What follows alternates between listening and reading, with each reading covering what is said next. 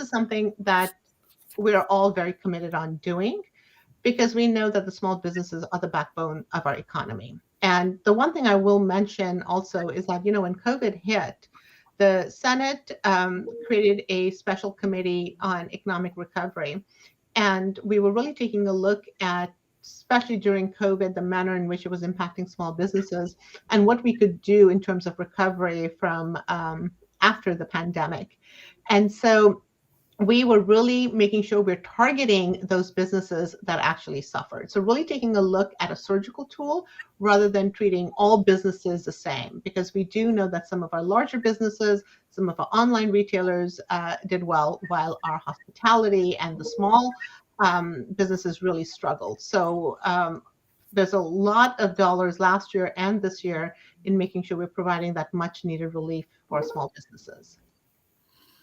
And during the onset of COVID in 2020, when most businesses were shut down, especially in the hospitality industry, as Manka mentioned, we passed an emergency relief package of $220 million, and we sent it out to small businesses in the very first week of the 2021 legislative session. We have followed that up this year with another $200 million in small business relief in the form of grants. We have also delayed the requirement for businesses to renew their licenses. Licensing is expensive.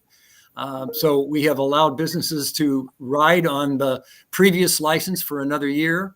And we are always looking for opportunities where we can cut costs for them. And the most recent one will be around, again, rent relief for some of the smallest of the small businesses. These are mom and pops, especially in small town Washington. And the needs for the small business community in the Bellevue, Kirkland, Redmond, 45th District are appreciably different than they are in Pend Oreille County. So we have to be careful that we craft this in a way that helps every business in Washington. Yeah, and the House budget that is actually going to be voted on Saturday, we are providing $200 million of one-time relief again to the hospitality industry, our restaurants and our lodging, and other relief for other sectors that were particularly hard hit during the COVID pandemic, including, for instance, our arts organizations, music and arts, and the film industry and so forth. So we've gotten an infusion of federal funds, and we have more revenue coming in because of our strong economy here, and we're able to provide that cushion for those sectors that were really particularly hard hit during the pandemic. Our next question comes to us from a YouTube viewer. MB2433 asks, please comment on HB 2037 and SB 5919. Are these rolling back progress from last year or just providing clarifications on last year's police reforms? More specifically, how will these improve overall public safety? Yes, well, in 2021, in response to the murder of George Floyd the year before, and the murder of Breonna Taylor, and so many other regrettable incidents of death at the hands of police around the country, we had national protests in the streets, actually around the world. And it was an imperative for us in 2021 to enact a broad suite of bills to hold accountable police who engage in misconduct and who use excessive force, to provide more transparency to the public, to prohibit certain questionable tactics, to create affirmative duties. Actually, that was Manka's bill, the duty to report misconduct, the duty for officers to intervene when they see excessive force. And I think most importantly, we've created a new accountability structure on the state level so that if there is misconduct, police can be sanctioned and maybe even decertified or having their license taken away. None of that has disappeared. We still have all of these strong accountability structures. We've still prohibited these questionable tactics and imposing these affirmative duties and creating transparency. We're going to have databases open to the public to see what's going on between police and the community. But over the interim, in the last 7 or 8 months, we did hear from police a couple of things that they needed in order to be able to do their jobs. One was this question about mental health and whether they can intervene on a mental health crisis call, and also whether they could protect vulnerable children who are either in the streets or who are being abused in homes. And we are moving legislation through right now that makes it clear that police can continue to do the great job they were doing before on mental health crisis calls and to protect children. And also a bill that I've sponsored that's also now moving through that allows police to use force. Force sounds violent, but it's basically hands-on. Force cannot be unreasonable, and we've established a very clear standard on this. Police, when they detain a suspect, when they detain a criminal suspect, what's been happening is these suspects simply walk away or run away because of the wording of the statute. So we're going to be changing the wording of the law so that police can physically interact with criminal suspects who are obligated to, they don't have to answer questions, but they're not able to leave. Police have the constitutional authority to detain people for questioning. So that's one slight adjustment that will help police do criminal investigations much more effectively. The other need that police said is, well, particularly for violent offenses, is the ability to pursue vehicles, to engage in vehicle pursuits. Most vehicle pursuits are for non-violent offenses. We're not going to allow that. We're not going to be chasing small crimes, but if someone engages in or is about to engage in a violent offense, we want to give police the ability to pursue in a vehicle. However, we're building into the legislation all sorts of other protective measures so that the pursuit cannot be more dangerous than the risk of not apprehending the person. And that bill is also moving through, again, limiting it only to violent offenses, and making it quite difficult, actually, to engage in vehicle pursuits. Vehicle pursuits are inherently dangerous, and we want to limit them as much as possible, but also account for the need to prevent violent crime. And so I think we've struck the balance with those two bills, but it is not a rollback by any means. All of the other measures we put in place for police accountability and improving police community relations and ensuring that police treat all communities equitably, all of those measures are still in place. And so these are small adjustments which will help community safety. Thank you for that, Roger. And I'm going to continue on that because the 45th District has a huge representation in working on law and justice issues. And I agree with Roger. Absolutely. It's not a rollback. We passed 14 police accountability bills last session, and there are just a few that needs clarification. And so I want to be very, very clear. A lot of the concerns, the hesitation that we saw from law enforcement was not because we limited their ability at all. It was about their concern about liability. That's what was driving a lot of the hesitancy that we saw. And it was not consistent. We had different areas of our state where we had law enforcement agencies who said, you know what, they can do their job. And there are others that were more reluctant to do so. So what we have before us this session is that critical clarification in ensuring that our officers can engage, and we encourage them to engage in community caretaking function. And the second one, as Roger talked about, was really about making sure we're clarifying the use of force and in what circumstances that force can be used. But I'll just say, especially in the 45th District, I think our cities, our law enforcement officers have been doing a really great job for quite a few years. So many of them have gone through the extended crisis intervention training. So many of them are really the guardians of the community that we expect them to be.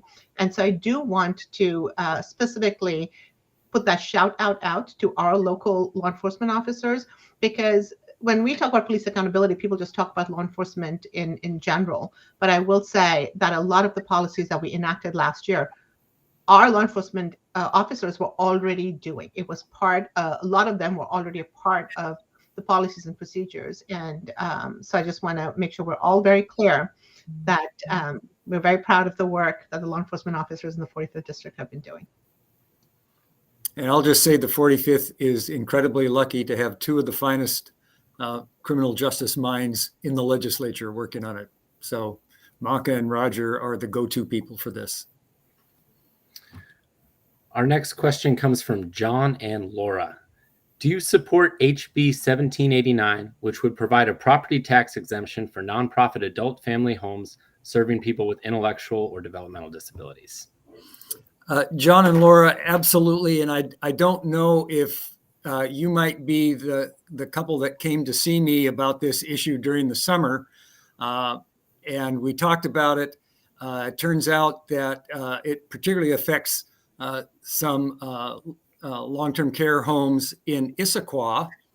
And so I turned that bill over to Representative Ramos and Representative Callan, who represent the 5th District that have that. They brought the bill to the floor of the House, and it's already passed. We voted for it.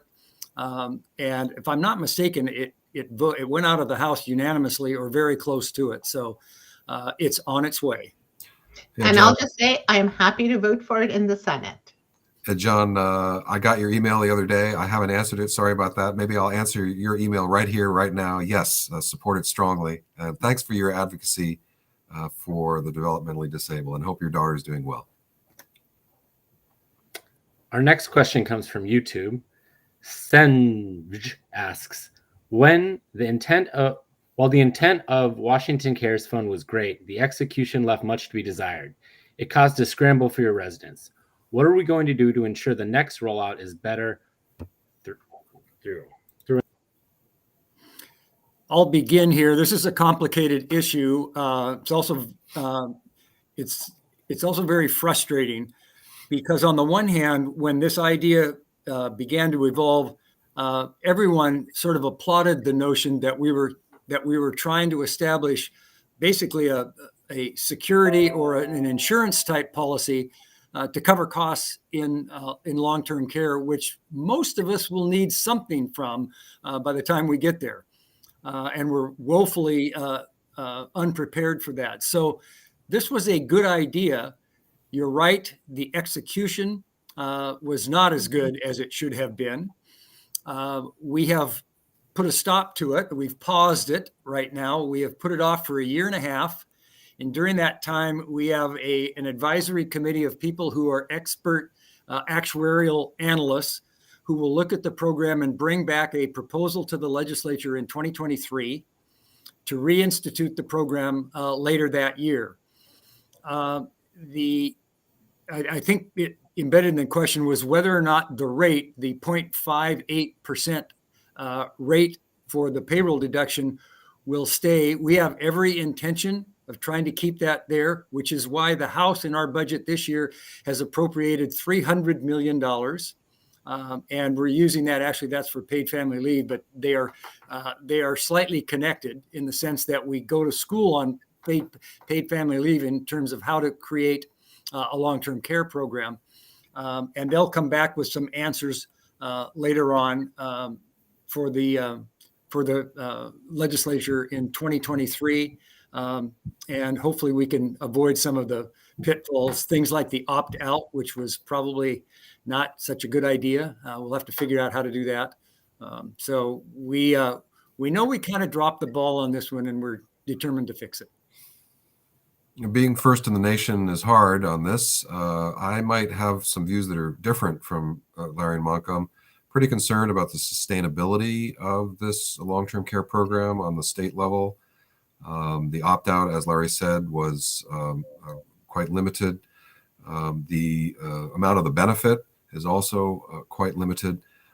So we have a lot of work to do, but I do strongly believe that we should have a statewide long-term care insurance program. But I'm going to have to wait and see how because we've pushed it out to evaluate it more and come up with a better structure and better function. But I'm still on the fence on this one. And I'll just add to this. There's a silver tsunami coming. We know that, and no disrespect to anyone, it's going to be really expensive. And the way we make sure we take care of individuals that are aging is making sure that they can age in their home. It is cheaper for the state, and it is so much better for the individual. The individuals want to do that. So the longer we can make sure that individuals are staying in their home and getting the care that they need at the level that they need, the better off we all are economically as a state, as well as from a humane perspective for the individual. So we need a long-term care act. I think there's a broad agreement on that. And the other thing I'll just want to point out is when we passed that bill, it was years before anyone had ever heard about COVID.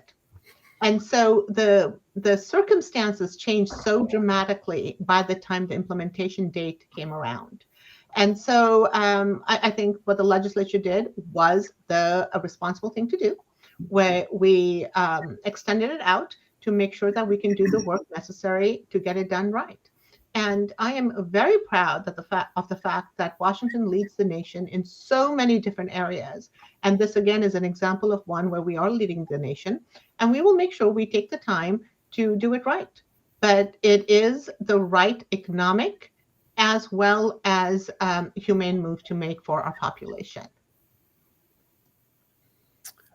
Our next question comes from Jim. What is in the transportation bills to help people on the east side? I'll start there. The House just passed some legislation out of committee that will extend a sales tax deferment on the sales tax that would be due on the construction of the two big projects in the 405 corridor.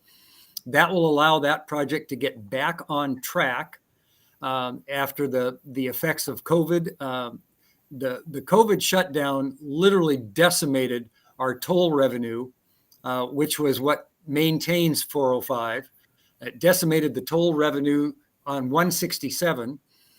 So there is a large project that's been in the works for 405 and 167 that will now get back on schedule. And the sales tax that will be deferred to the builder will have to be paid back 5 years after the project is done, plus interest. But it will allow that builder to get his or her machinery back onto the roadway. That will result in widening of 405 through the S-curves, an extra lane on 167, and a continuous integrated toll lane so that when you enter 405 in Linwood, you can run the toll lane on the same side of the highway, what a concept, all the way to Puyallup. So it will be a huge boon to what has been one of the most congested stretches of freeway on the West Coast for the last 2 decades. So we have found a way, I think, to finesse this and get back on track. I can't wait for the 520, 405, that freeway to really declog a lot of the traffic in our area. And we all know that people just don't stay in the area in which they live. We drive through our cities all the time. And so when we take a look at the transportation budget, it really is about taking a look at the entire sector and how all our roads, our cities, our counties are interconnected and how we are moving people consistently throughout our region. And this is why the multimodal function is so important. We talked about the light rail, and I think we have to continue to talk about the light rail. We have to talk about our public buses. We have to talk about bike lanes. We have to talk about trails and absolutely the freeways. And so I'm actually very excited about the transportation package that we have. And I can tell you, people have worked for a year and a half to make sure we get here. And for those of you who ride your bikes or go jogging or walking on the trails, the 42-mile stretch all the way from Renton to Snohomish, that used to be the dinner train. I'm not sure how many of you remember riding the dinner train. Will be completely connected for as a bike lane, and I ride that trail all the time myself through Kirkland. But on 405 and on 520, we're looking forward to the completion on 520 of the 148th interchange, including a bicycle pedestrian bridge. And then on 405 on 132nd, further to the north as well. So there's a lot of work underway on the freeways. Our next question comes to us from Mitch. How are you going to address the recent higher theft in King County? Catalytic converters, petty theft, and home intrusion. I'll start there. There's a bill that began in the House. I heard it in my committee, House Bill 1815, related to catalytic converter theft. It began as a study that we were going to have the Attorney General convene people, sit around the table, and talk about what are we going to do about catalytic converter theft. That's not enough. That's the form in which we passed it out of the House, but it has just gone through Manka's committee and beefed up considerably so that we will be imposing criminal penalties, not only on those who are stealing catalytic converters, because those are the low-level operators. Deterring them isn't really going to make the difference. We have to go against those who are purchasing the stolen catalytic converters and taking the rare earth minerals, which are very highly valuable, and a lot of it's being shipped across the Pacific. So going at the problem at its root, and also comprehensively, a multi-jurisdictional law enforcement approach, including federal, both Homeland Security and FBI, as well as our state law enforcement. But be interested to hear what's going on in Manka's committee, because that's the latest stop of this bill. Thank you. Yes, we actually exec this bill out of committee today, earlier this morning. And we're also taking a look at online sales and making sure the Attorney General's office is involved in addressing that. There is not a very clear understanding of how these catalytic converters are moving within the state. So really taking a look at possession, sale, as well as online sale, and then making sure we have a work group that is trying to put together and really understand and study where the holes may be as we implement this bill that hopefully will pass very soon. And in terms of the other thefts that were mentioned, I'll just say crime, unfortunately, is up everywhere in the country. And this is something that happens very often, unfortunately, when there has been a great negative issue like the COVID. You know, we've had economic instability, we've had inequity. And so, unfortunately, crime is up everywhere in the country.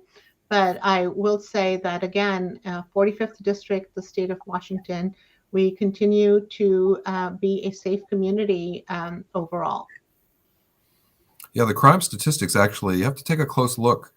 Yes, because of the COVID pandemic, we've had some disorder and some increases in some categories of crime.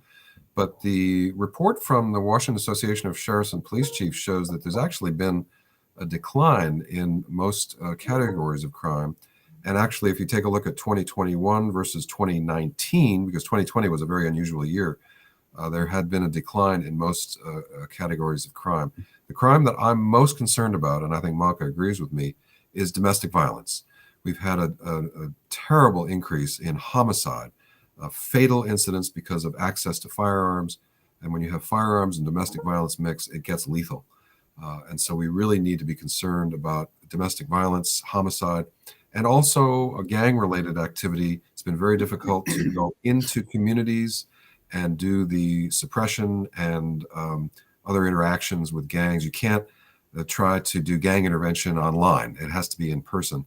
And so unfortunately, not in our area, but in other areas in South King County and other parts of the state, there have been some unfortunate incidents of homicide in the open public, people literally shooting each other in the streets.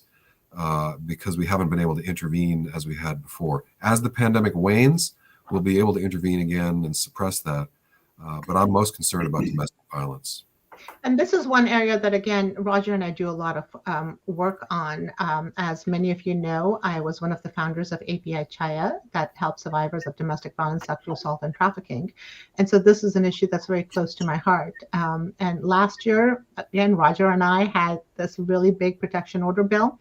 This year, we have a bill that I'm so proud of that really acknowledges that coercive control is a very important component of domestic violence, and we have to make sure that that survivors are able to get a protection order because of the coercive control that they suffer in these relationships. So a lot more work to be done in the domestic violence arena, but yes, that is the crime that has gone up by 30% last year. And so really making sure, again, we're targeting our efforts strategically to address the specific crimes that are occurring. We're talking about catalytic converters that we have a bill on, domestic violence that we have a bill on. And I'll just pitch that a couple of years ago, we created the Office of Firearm Violence Safety. And there's actually a lot of grant dollars that are going in specifically into that office to take a look at early intervention in those areas where there may be high violence. And this gets to the gang issue, because there are programs that actually are working in King County. And now I believe we funded this last year in Central Washington, and another one in the southern part of our state, that is taking a look and engaging with our youth that may be susceptible to entering into a life of crime. The program's called Choose 180. A lot of other these great programs that we've had a lot of work sessions on and that we are funding to really get ahead of violence and have early intervention programs that can help. Our next question comes to us from Nancy.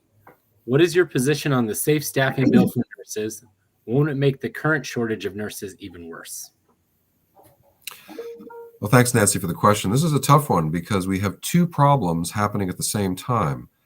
One is the nursing shortage. There's a shortage in so many different sectors. And we hear about work shortages all across our economy.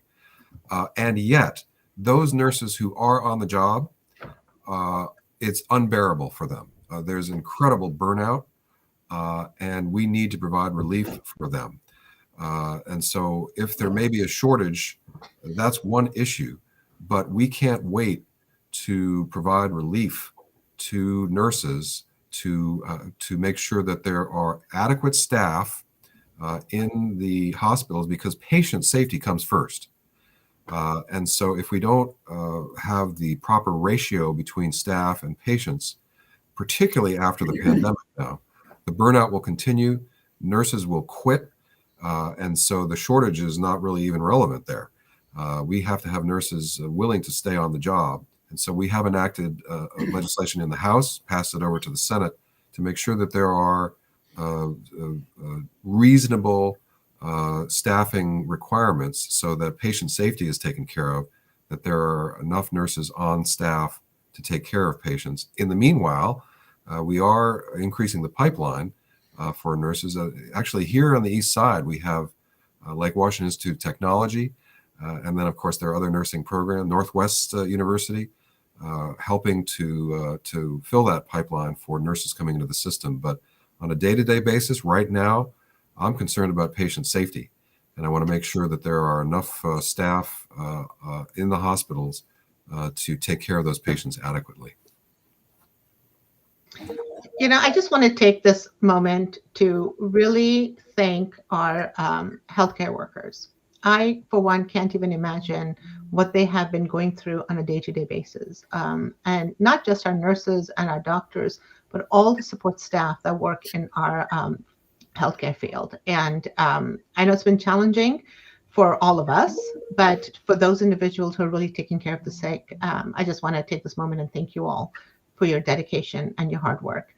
I think the bottom line on this issue about is really, I think there is a common value, right? I think hospitals want to treat their nurses well.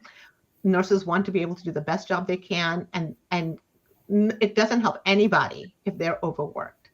And so I think it is critical to make sure we are taking care of the caregivers.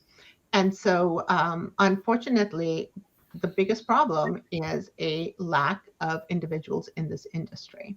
And so I'll just do a shout out to anyone who is thinking of going to college, or those teenagers who may be chiming in. Think of nursing, think of getting into the healthcare industry. Your skill set will be greatly appreciated and much needed. The state is trying to do what we can. We're somewhat limited, but we're trying to expand the nurse training facilities at both WSU and the University of Washington, and the new Behavioral Health Center in North Seattle. And we're also looking at legislation, and have passed some in the past, but we need to do a better job now of expanding what we refer to as reciprocity, meaning nurses from other states can come in and go to work quickly rather than having to take tests and be recertified. So we're trying to do what we can to expand and quickly beef up the nursing staff. But Roger and Manka are right. It is a devastating problem that we need to address. So we're doing what we can, I think, at the moment. Our next question comes to us from Philip. What is your plan for tackling our state's lack of an income tax, which overly burdens the sales tax? This is a question I have been struggling with and have probably answered at every town hall for 18 years. And logically so, legitimately so. We have arguably the most regressive tax system in the nation. We might be second only to Mississippi, which is Tennessee. Did Tennessee overtake Mississippi? Yeah. Okay. Yeah. At any rate, no matter where that is, we should not be proud of that. The reason we have the most regressive tax system, one of the most in the nation, is that we rely on two major taxes, both very regressive. One is sales tax, which disproportionately impacts low-income families, and the B&O tax, which is the tax on business gross receipts without any recognition of whether the business made a profit or not. Those two are very regressive. I have advocated for an overhaul of our entire tax system, not just little pieces of it, but the whole thing, top to bottom, for years. 3 years ago, Representative Noel Frame from the 36th District in Seattle put together legislation to create a tax reform work group. I know another statewide work group doesn't sound too exciting, but I can tell you that by next year, that work group will come with a proposal after having traveled around the state this year with a revamped tax system. That what I hope will show is that if we institute other types of taxes, we can lower sales tax and maybe even get rid of the B&O tax. So we are excited to see what that proposal will be. And I envision them going out to a community and say, here's the current tax structure. Here's the new one. For your family, which one works best for you? And you tell us. And that should inform the legislature in 2023 where we should take our revamped tax system. I'll just add to this. Every year I have a lot of teens that actually will pitch bill ideas to me. And I'm very proud to say that I sponsor at least one or two of our youth's ideas in the legislature.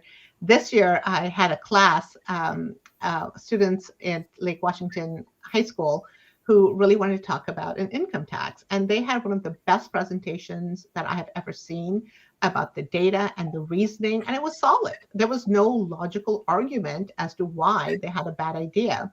And then I asked them the question. I said, I said, how many of you would be interested in this? And all their hands went up. And I said, how many of your parents would be interested in this? And they just kind of looked at me. And I said, I want you to go home and give the same presentation to your parents and then get back to me. And so I think there's a lot to be said about policies where there's a difference between the facts and what is actually going to be good versus the emotional response people have. I think this is certainly one of them. And I look forward to Larry's proposal where you have an A and a B and you pick the right one. All right. Probably our last question from the night is going to come to us from Jane. What piece of legislation is each of you most proud of, and what is one bill or issue that you will be working on for next year? I guess I'll start. Manka already mentioned this one. It's House Bill 1901. Last year, I sponsored House Bill 1320 to make sure that victims and survivors of domestic violence and sexual assault, and I have to say that if there's harm in our communities, statistically, who's getting harmed in our communities? These are victims and survivors of domestic violence and sexual assault, and also drunk driving. Those statistically are where people are getting harmed. We hear about sort of the sensational violent crimes happening, making the headline news, but on a daily basis, it's really about domestic violence and sexual assault. Last year and the year before during the pandemic, the courthouses were closed. and the victims did not have access to the courthouses to get courts to issue them protection orders, which keep the perpetrator apart, the abuser apart from the victim. And so the courts got innovative and went online, and temporarily created abilities to seek these protection orders and have the hearings online and to issue them. And it worked extremely well, so that survivors and victims don't have to choose between healthcare, childcare, or going to work and going to the courthouse. They can do it online. The bill that I passed last year makes that permanent. This year, we've made further improvements to this system, but also a new policy change that Manka mentioned earlier to include in the definition of domestic violence what we call coercive control. When we think of domestic violence, it's usually, we think of physical violence, but in fact, psychological and emotional abuse are more frequent and more traumatic. And so we are going to be including in the definition of domestic violence this notion of coercive control, financial exploitation, using technology to monitor the victim, threatening friends and family and pets, so many other things. And I think this will provide even more protection so that victims can go to the court and get a protection order against someone who is really trying to manipulate their life and threaten them, even without hitting them, and also get it early so that it doesn't escalate to greater violence. So making a lot of progress in protecting survivors and victims of domestic violence and sexual assault in particular. House Bill 1901. I'm going to share a few, excuse me, a few numbers with you. My apologies to my cohorts here who have heard me share these numbers about a dozen times. In the 1990s, wildfire in the state of Washington burned about 84,000 acres a year. The next decade, it burned about 189,000 acres a year. In the early 2010s, that number went up to 490,000 acres a year on average. And in 2020 alone, we burned 812,000 acres due to wildfire.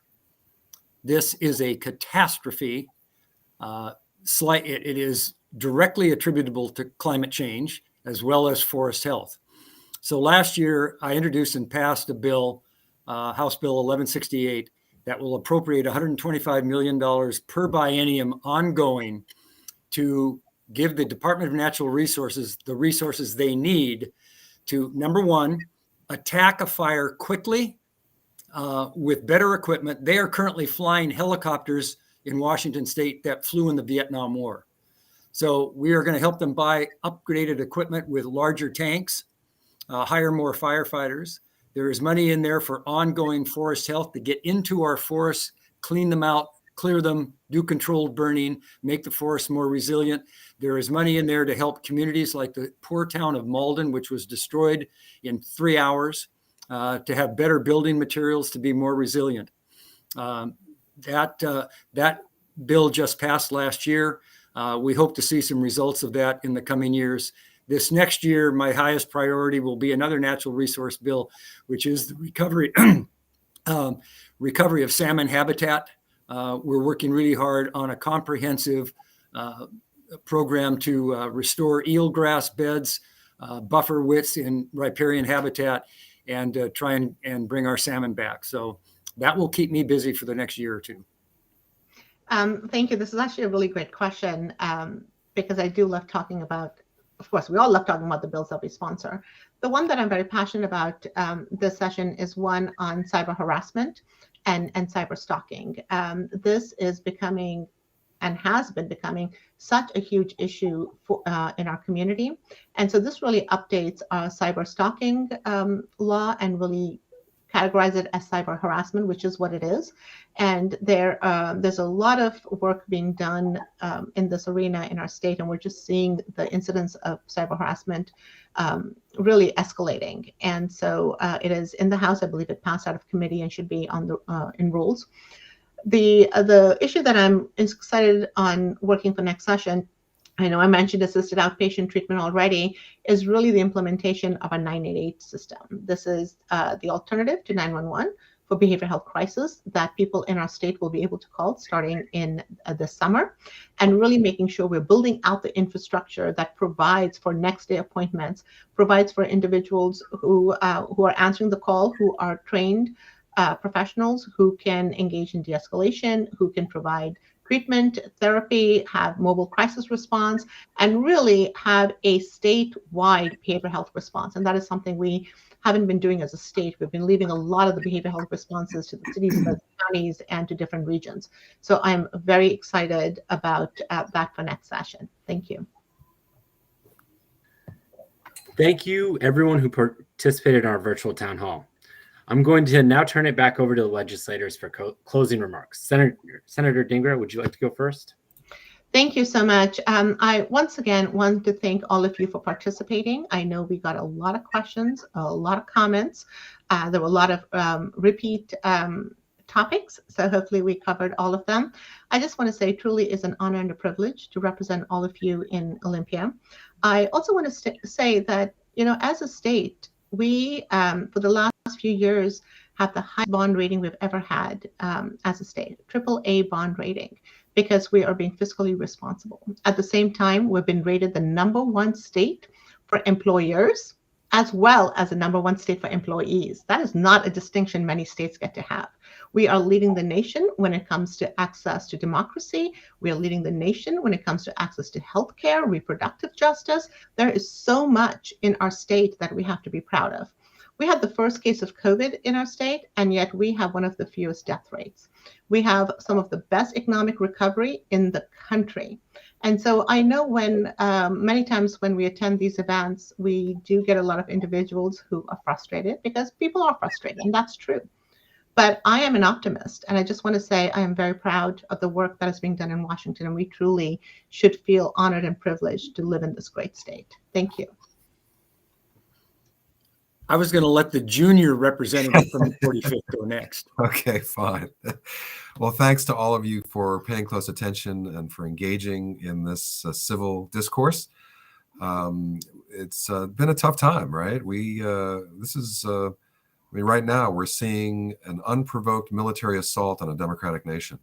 And we're even seeing the Chinese now flying jets over Taiwan.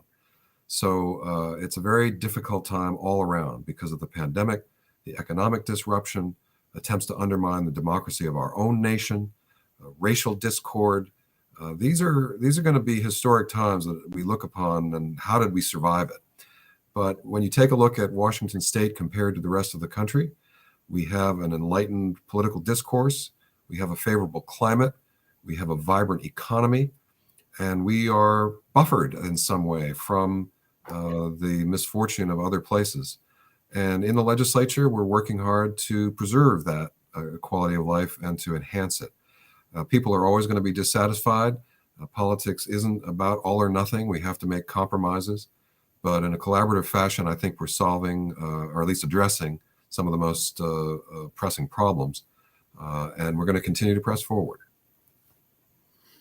I'll just wrap up by saying one of the things that comes up often is the political discourse, or lack of civil political discourse, coming out of Washington, D.C. That is not the case in this Washington. If you come down to Olympia and spend a few days with us, you would realize how closely the Republicans and the Democrats actually work together and talk to each other. We socialize with each other. We have become friends with each other because we both realize nothing will happen in this state without both parties working together. And we have a long tradition of that, and especially here in the 45th district. Even when this district was represented by a split of Republicans and Democrats, we always had joint town halls. We always had joint legislation. We worked together. That's how we put this democracy back together again. And I look forward to hearing more from all of you. I would just mirror my colleagues' comments that it has been a privilege for the last 18 years to be your representative. So thanks for the evening tonight. And that'll be all. Thank you for attending tonight's event. If you did not get your question answered, you can contact member offices directly via email or phone. Thank you and have a wonderful evening. Good night, guys.